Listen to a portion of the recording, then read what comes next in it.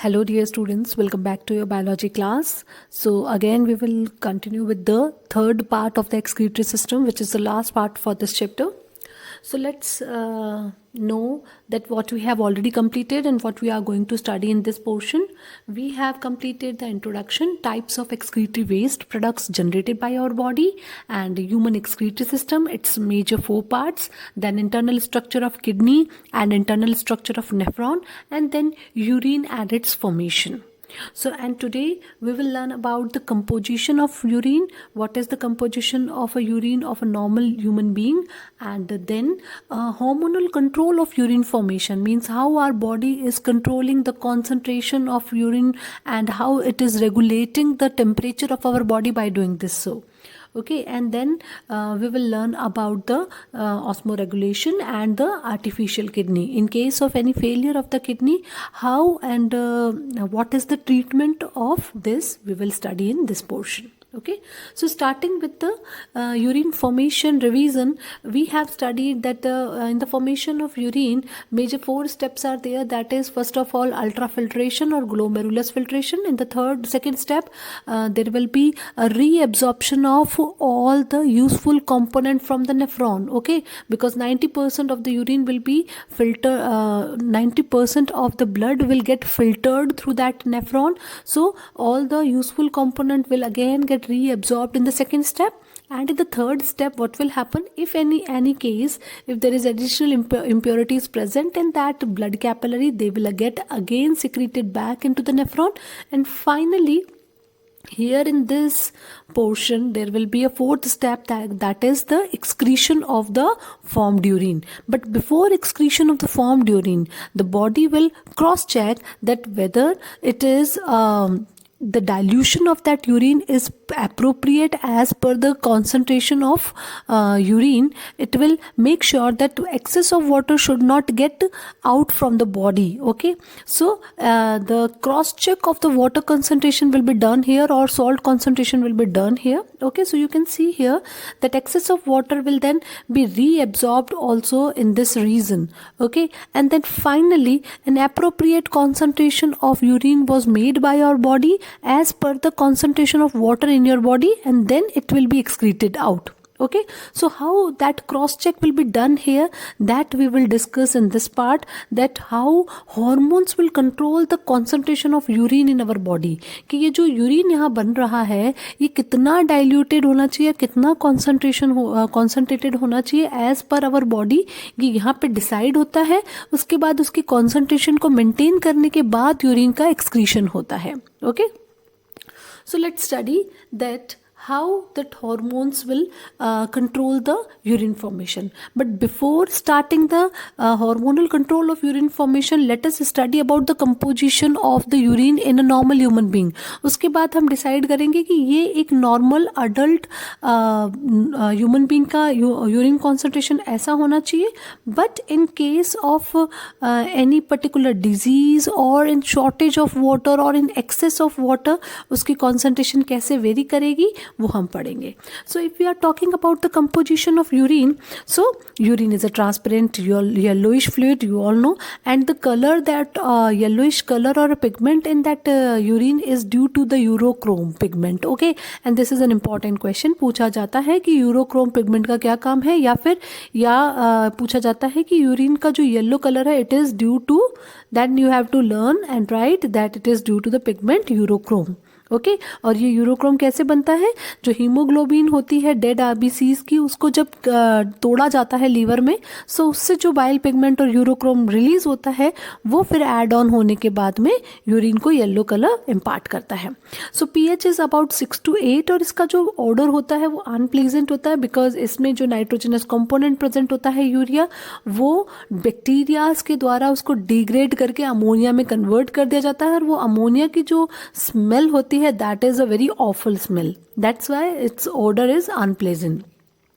Now composition की बात करें then 95% is of water, 95% urine के अंदर वाटर रहता है और 5% ऑर्गेनिक एंड इनऑर्गेनिक सब्सटेंसेस उसमें होते हैं. Okay, if we are talking about the nitrogenous organic compounds you can see here that is urea, urobilinogen, uric acid, creatinine, amino acids, they all are the organic nitrogenous components present in the urine. Urea जो है वो principal compound होता है urine में. Clear? About 2% is there in the urine. और non nitrogenous organic compounds के अंदर आ जाते हैं vitamin C, oxalic acid, phenolic acid. And if we are talking about the inorganic substances then ammonia and all other mineral salt such as phosphorus, sulfate, they all are the main inorganic substances present in the urine. जो सबसे main inorganic salt है that is sodium chloride is the principal mineral salt present in the urine. So you need to learn that this is the composition of a normal person urine. Okay, now in case of any particular disease अब क्या होगा, जो composition of urine है वो abnormal हो जाएगा. In case अगर किसी person को डायबिटीज़ है तो उसकी यूरिन के अंदर क्या होगा, the amount of glucose will be more and this condition और disease is called as glucosuria. Okay, so glycosuria और ग्लूकोसूरिया में क्या होता है, urine will have more of sugar in that composition. And then the next is, in any case if urine is having albumin then the disease is called as albuminuria. In any case if the urine is having ketone bodies then that is called as ketonuria. अगर किसी person को jaundice हो जाता है तो उसके urine के अंदर क्या होगा, बाइल पिगमेंट का अमाउंट ज़्यादा हो जाएगा. और अगर किसी पर्सन की इम्यून सिस्टम में कोई प्रॉब्लम है तो उसकी यूरिन के अंदर नंबर ऑफ WBC सेल्स जो है वो बहुत ज़्यादा बढ़ जाएगा and this is called as pyuria. And hematuria क्या होता है, अगर यूरिन के अंदर ब्लड सेल्स पाए जाते हैं, RBC सेल्स अगर उसके अंदर प्रेजेंट है, ब्लड कंपोनेंट है, then it is called as hematuria. और in case of diabetes insipidus that is a second type of diabetes, उस केस में क्या होगा, पॉलीयूरिया होगा क्योंकि यूरिन के अंदर एक्सेस ऑफ वाटर होगा, प्रेजेंट होगा. Okay, so that you will study in your endocrine system also that what is the difference between the diabetes mellitus and diabetes insipidus. Here you need to understand कि अगर abnormal composition हो जाता है सो ये सारी common diseases होती हैं. Clear? Now let us learn how osmoregulations will be done by the kidneys. Okay, so students, osmoregulation will be done in the kidney, but basically the signal which is received by the brain, that is the main key factor in osmoregulation. Okay, means brain क्या करेगा, signal provide करेगा in the form of hormones. Now those hormones will come in the kidney and now here with the help of those hormones the kidney will perform the osmoregulation. So जो दो main hormone है जो कि osmoregulation में help करते हैं वो है ADH हार्मोन और we can say anti diuretic hormone and there is one more hormone called as aldosterone hormone. So ये दो हार्मोन्स क्या करते हैं, यूरिन के अंदर वाटर की कॉन्सेंट्रेशन और सॉल्ट की कॉन्सेंट्रेशन को बैलेंस करते हैं. Okay, as per the concentration of that water content and salt concentration in the body. Okay, body में कितना पानी है और कितना सॉल्ट है उसके अकॉर्डिंगली ही यूरिन की कॉन्सेंट्रेशन मेंटेन करके एक्सक्रीट आउट की जाती है. इन केस अगर पानी की कमी है तो यूरिन के अंदर भी पानी की कमी रखी जाएगी और अगर पानी ज़्यादा है तो यूरिन के अंदर भी पानी ज़्यादा रखा जाएगा. So how the kidney is doing that, now we will study. Suppose you have studied कि अगर if I am drawing one rough diagram of the nephron, so you have studied कि ये क्या है, ग्लोमेरुलस और मल्फीजियन बॉडी है and then this is a long nephric tubule, इसे हम क्या बोलेंगे, नेफ्रिक ट्यूब्यूल बोलेंगे. And finally the nephric tubule is connected to the collecting tubule. Okay, so ये जो लॉन्ग नेफ्रिक ट्यूब्यूल है यहाँ क्या होता है, इसकी अगर परमिएबिलिटी है, दिस वॉल, ये जो वॉल है इस वॉल की अगर परमिएबिलिटी को बढ़ा दिया जाएगा तो क्या होगा कि यहाँ पे जो यूरिन है वो पानी बाहर निकलेगा, ज़्यादा यूरिन में से पानी ज़्यादा एब्जॉर्ब कर लिया जाएगा. ओके, और यहाँ पे क्या होता है कि ये जो एंटी डायूरेटिक हार्मोन है that is a hormone which is secreted by the brain. Okay brain के अंदर पिट्यूटरी ग्लैंड है जो कि एक हार्मोन सिक्रीट करता है जिसको हम बोलते हैं एडीएच हार्मोन और एंटी डाययूरेटिक हार्मोन। ये हार्मोन अब क्या होगा, किडनी में आएगा।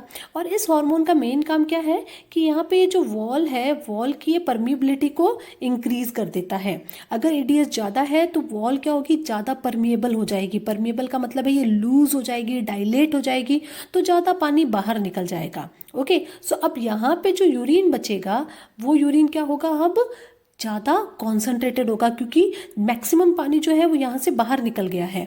ओके और अगर एडीएच कम सिक्रीट होगा तो यहाँ पे नेफ्रॉन की जो वॉल है वो लेस परमिएबल होगी and in that particular case what will happen, अब यहाँ पे पानी ज़्यादा रहेगा क्योंकि उसको बाहर ही नहीं निकाला गया है, तो यहाँ पे अब यूरिन जो होगा वो डाइल्यूटेड होगा ज़्यादा। Okay so now let us learn कि अब कैसे कॉन्सेंट्रेशन को मेंटेन किया जाएगा।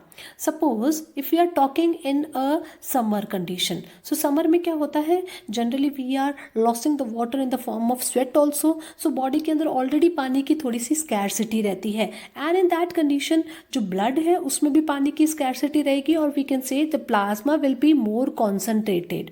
अब प्लाज्मा अगर ज़्यादा कॉन्सेंट्रेटेड है, ऑलरेडी पानी की कमी है और जो ब्लड का प्लाज्मा है वो भी कॉन्सेंट्रेटेड है, तो बॉडी क्या चाहेगी कि पानी अंदर ही रहे और ज़्यादा पानी यूरिन के थ्रू बाहर एक्सक्रीट ना हो जिससे कि और स्कैरसिटी ना बढ़ जाए।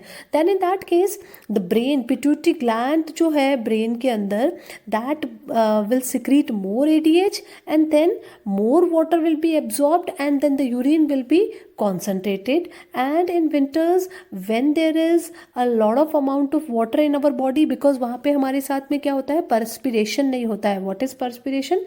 that is the amount of water loss in the form of sweating is called as perspiration। so body winters में perspiration नहीं करती है इतना, तो वहाँ पे क्या होगा, पानी ज़्यादा ही रहेगा प्लाज्मा के अंदर and then less ADH will be secreted by the pituitary gland present in the brain and then permeability भी जो होगी वॉल की, नेफ्रिक वॉल की, वो कम हो जाएगी, तो less water will be absorbed और जो यूरिन के अंदर पानी का कंटेंट है वो ज़्यादा ही रह जाएगा, तो अब क्या होगा, यूरिन जो है वो डाइल्यूटेड बनेगा।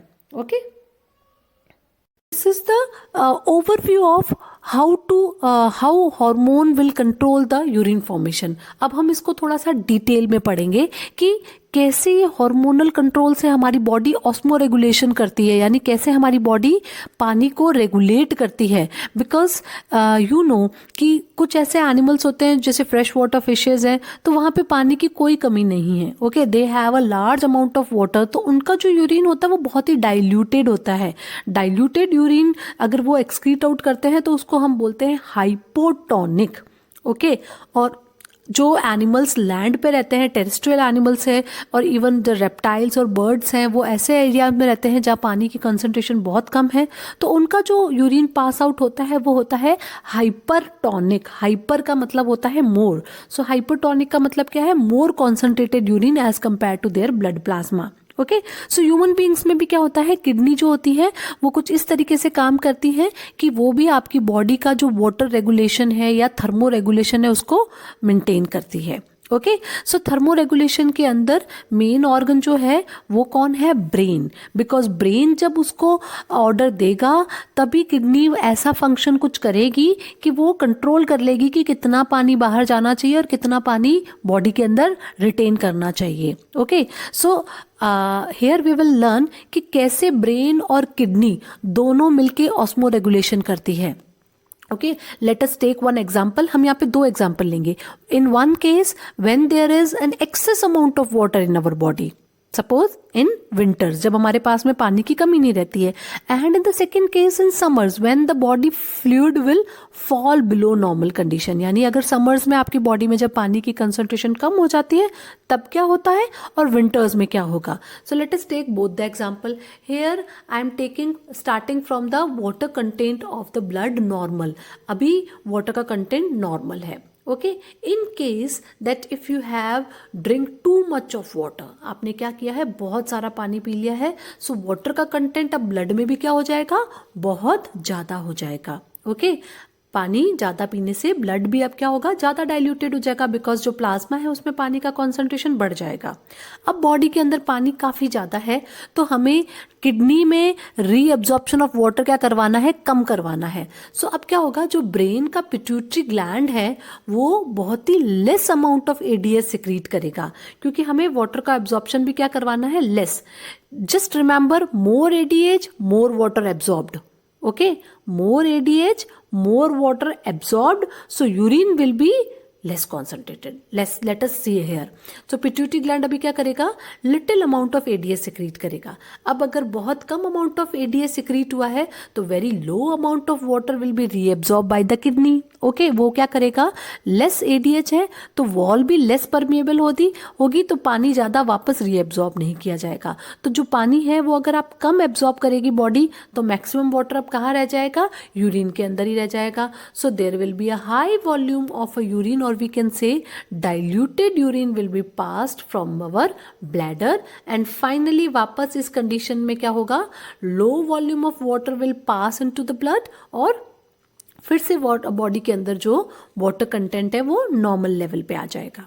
क्लियर है। सो अगर पानी ज़्यादा पिया है तो एडीएच कम सिक्रीट होगा, एडीएच कम तो वाटर का एब्जॉर्प्शन कम, तो यूरिन डाइल्यूटेड एंड वाटर का कॉन्सेंट्रेशन बॉडी के अंदर मेंटेन हो जाएगा।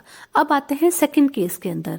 इन केस अगर आपकी बॉडी में अभी क्या हो रहा है, समर्स के अंदर बहुत ज़्यादा स्वेटिंग हो रही है और आपने पानी भी कम पिया है, then there will be low amount of water in your blood, और we can say water content of blood will be very low, क्योंकि पानी अगर बॉडी में कम है तो ब्लड में भी कम होगा।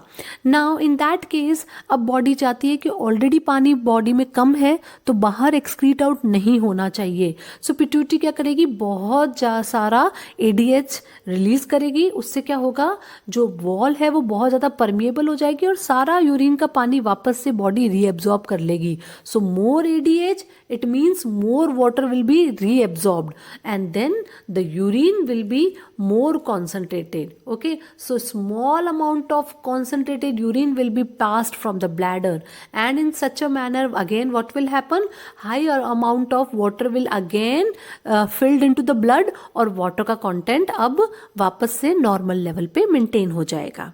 क्लियर है। So now you can understand from this, here I have already drawn a chart, more ADH more water absorb, तो यूरिन क्या होगा, concentrated, less water then urine क्या होगा, less ADH then less water will be reabsorbed and the urine will be diluted. Okay, so in such a manner our body is doing the osmoregulation. Okay, so basically यहाँ पे क्या होता है कि जो pituitary gland है उसको signal जो देता है वो कौन देता है, there is one organ located near the pituitary gland called as hypothalamus. अभी नर्वस सिस्टम जो नेक्स्ट चैप्टर है उसमें आपको अच्छे से पता चलेगा कि हाइपोथैलेमस क्या होता है।